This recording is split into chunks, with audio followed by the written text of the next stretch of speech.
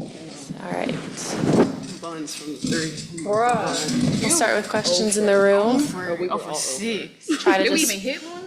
keep it to one question and a follow-up if you can and address the player. Ain't good. Emily, go ahead. Sorry, TV, you really felt like you came alive in that second half, especially the fourth quarter. Just what did you feel like switched for you? I had to do something.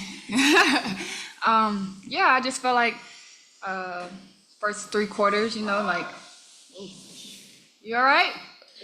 The first 3 quarters wasn't, my best, and I feel like I had to turn it on or sit down at that point, So just kind of got aggressive on defense, got some easy baskets, and I feel like that's what we all did, and we just got some transition buckets that we needed, and it kind of opened up the floor for us. Washington's a great team, like they always play us tough. They always play just as hard as defense as us, so it's like 2 people just lugging at each other all game. So it was pretty fun, and it was great to come out with the win, even though it was awful. It was ugly. That was an ugly win. Maggie, go ahead. Comparing this game to Tuesday's game, how different they were. So what you both agree right now that you're able to have this chemistry to come out with this so late in the game after just 2 games playing together? I mean, we talked about it. We have to start better. And, that was kind of a theme last year too. We would dig ourselves a hole and then have to climb out of it. But it's obviously early, but we have an expectation that we hold ourselves and each other to. And so, we just have to be better coming out. But like DB said, every game's not going to be pretty. It's not going to be, 25 assists on 30 made field goals type of night. So today was a day that we had to find a way to win. And the way that we won was getting stops on defense and getting easy layups in transition. Kayla, and then Azar.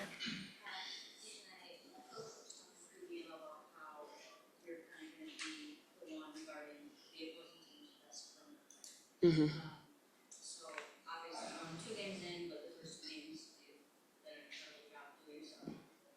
So I guess I'm just wondering how you kind of embraced that challenge and that goal on this team. Well, thank you. But, I feel like people are surprised. That's my identity. And when I got on this team, I was coming on a team that had went to the finals and the semifinals. The years before I came, I had 5 All-Stars in the starting lineup when I was a rookie. And so I knew that I had to figure out a way to get on the court. And the way that I figured out to get on the court was to be a lockdown defender. I was with Bree January, Jasmine Thomas, Alyssa Thomas, 3 of the all-time best defenders in WNBA history, So to be able to learn behind them, and now, I'm getting my opportunity to show, but, shout out to them, and now it's nice having Bree on the side. I'm always in her ear, just, Bree, take me in your mind, what would you do if you were guarding this person type of thing. So it's a lot of collective effort, but if you want to play, you find a way to get on the court, and that's what I did. Azar, go ahead. You've been doing this since then. I don't think a lot of people understand. Anybody that really does follow it. This is what We knew, that's why we drafted her. Still. this is what you do. This is who you are. So Caitlin Clark being good is not true. How good does it feel for it to finally be seen at a stage for you to notice which role you did well last time?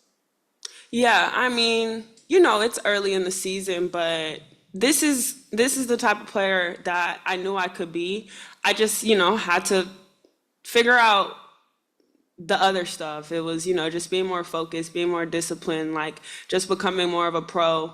And, I have 1 and 18 one in my left ear and 1 in my right ear, keeping me on track. So I've had a lot of accountability, but like you said, this is what I've been doing, and I never rush God's timing. He's right on time, and this is when, he decided that it was my turn to elevate. And so, I'm on his time, not mine.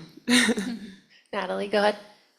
For either of you, you mentioned that it was an ugly win. How important was it to find other ways to score from the free throw line or points off turnovers when the 3 wasn't going down?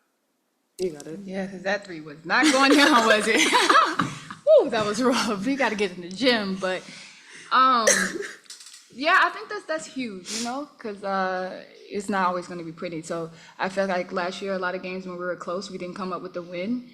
we actually lost. So just for us to, take a step in growth and, stay poised and stay composed, that's huge, and it's going to be huge later on in the season. So to do it now, to figure it out, to learn now, and things that we need to do down the season, and how we can come up with a win when it's not pretty, is huge, and we'll build off of it. But we have to be better. We got to get in the gym. We will be better. Yeah, we will be better. 10% is Yeah. crazy.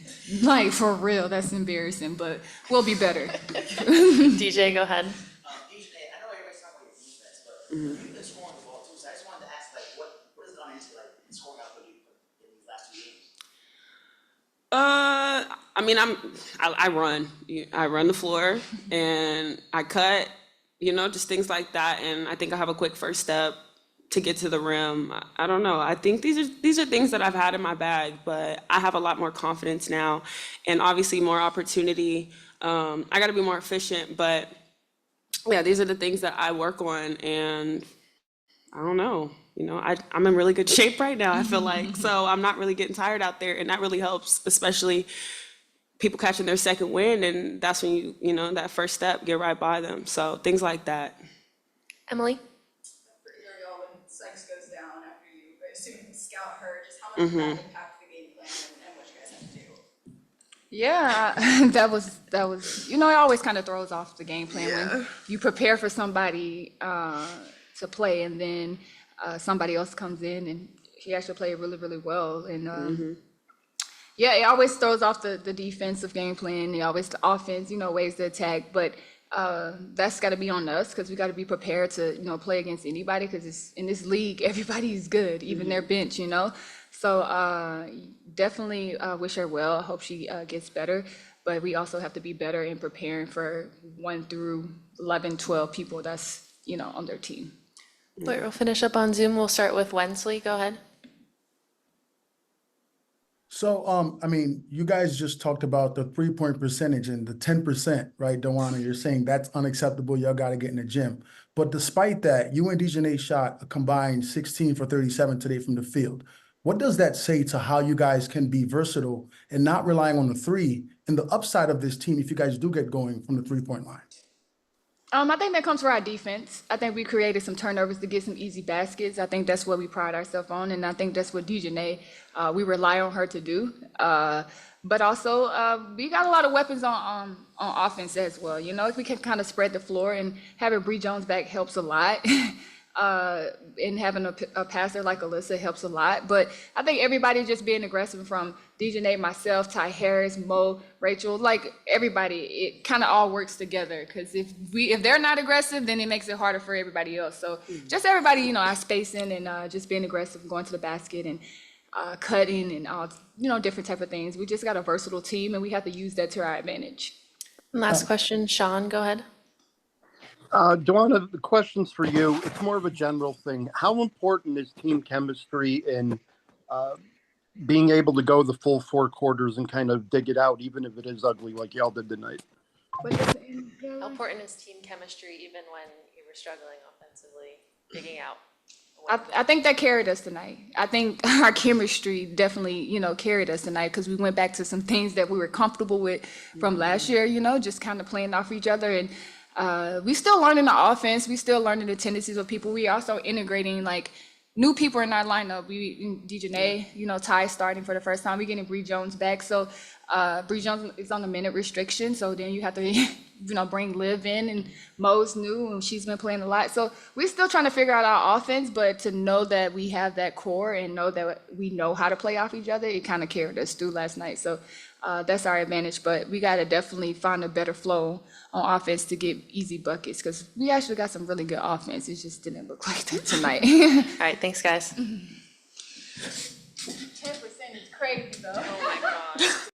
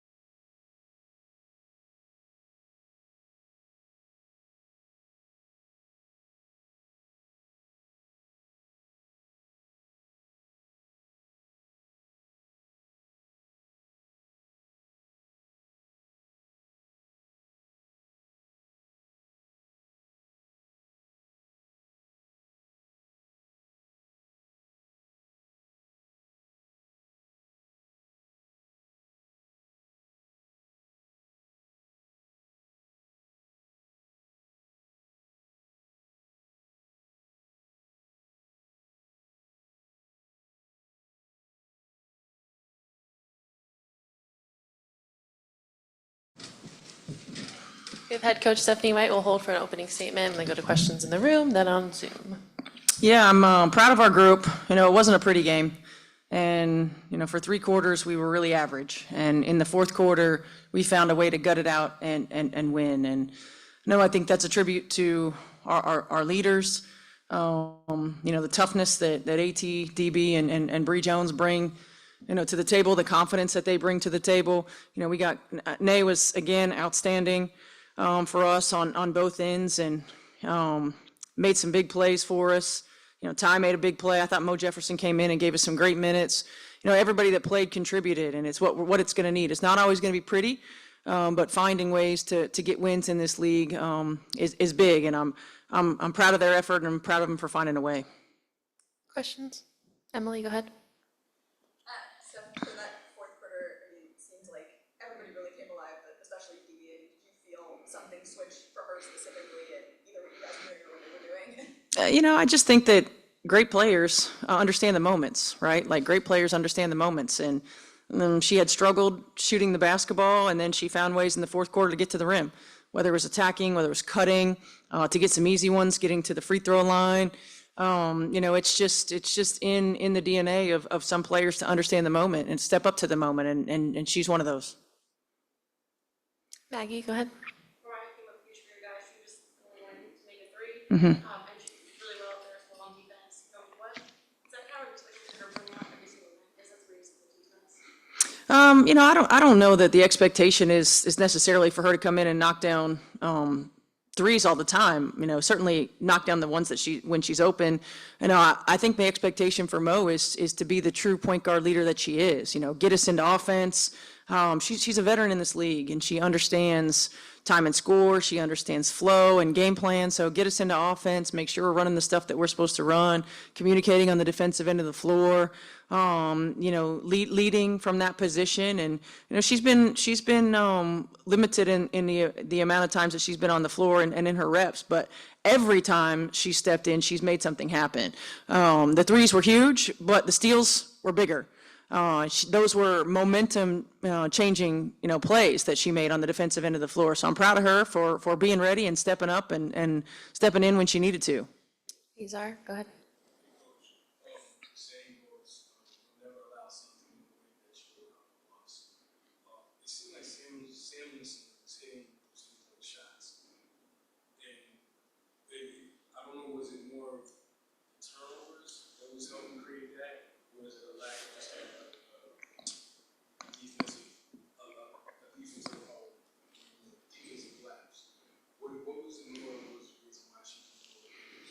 I think it's a combination of things. You know, I don't think we were very good for 3 quarters on the defensive end of the floor. You know, the sense of urgency, the communication, the attention to detail, the discipline in coverages. We were too soft. We were 3 and 4 steps off of our players. And when you allow them to do anything that they want, it's tough to guard, right? And so for us, we have to predetermine, you know, what we want them to do, and we have to almost like steer them into those areas. And we didn't do that. We were too soft on the defensive end of the floor for whatever reason. But Samuelson's a good player, and she found ways to get her shots. You know, I think in the 4th quarter particularly, we had much more urgency in getting to shooters. You know, we fouled a little bit too much, but I'd rather be over aggressive than soft, and I thought we did a much better job of that in the 4th. And Washington's a good team. You know, they're different than what they've looked like before. So, you know, I think sometimes that when teams look different, you know, people question who they're going to be, but they're a good team. They're skilled, they play hard, they understand their roles. You know, they're running a different kind of system, and they're finding their way in the system. But you have to guard all 5 positions all the time, and they made it tough on us. Natalie? You know, once Sykes went down, how did you see Washington's offense change with Van Loo and Atkins? Van Loo's just got a different kind of motor. I mean, she's bouncy. You know, she's quick twitched. You know, she gets after it, and you can't relax. And she's a different kind of motor. I felt like she put a lot of pressure on our guards with the way that she moved without the ball, the way that she got them into offense, the way that she attacked and drew multiple defenders and found the right play. She made it really tough on us. And she's also a player that we haven't seen a lot of.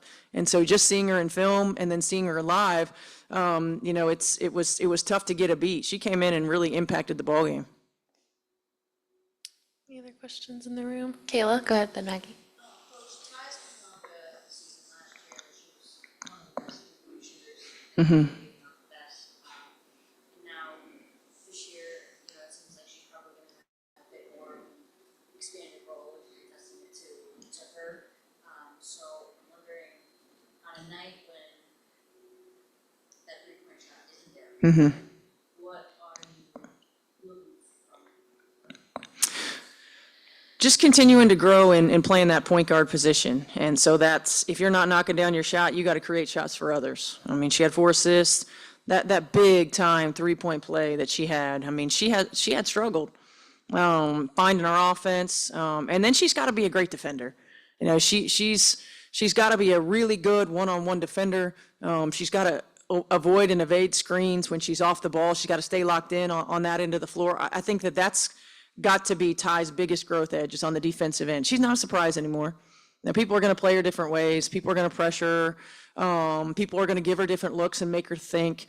She's got to trust her instincts and make the right reads and start to really watch game film and watch how players and teams are playing her. And she's got to be solid on the defensive end of the floor. We'll go Maggie, then Emily.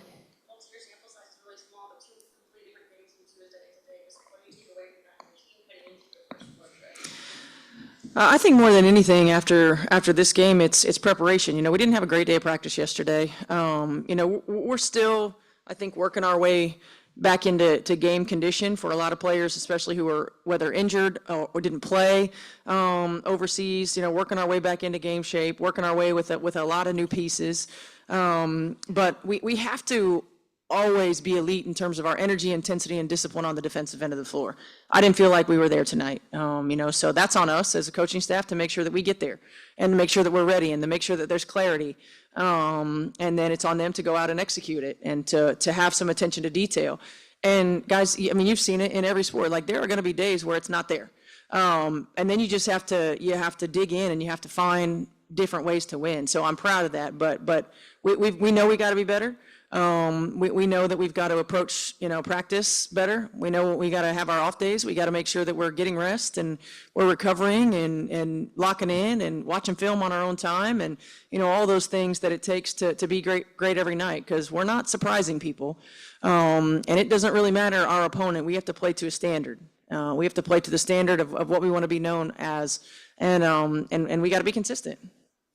Emily? Just on that road trip theme, they mentioned that commercial flight on the floor. Is that confirmed that you guys are not flying private?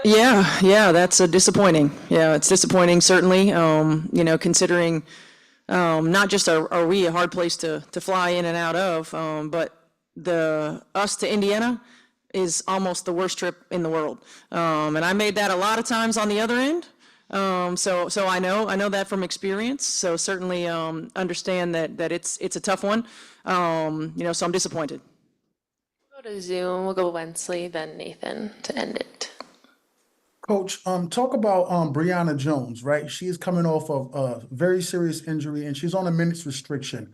How hard is it to keep her, when she's on the floor of the game, to keep her on that restriction, knowing that she's a competitor, a 2-time All-Star, and she wants to be out there with her teammates? It's tough. We have to be really disciplined, though. We got to play the long game.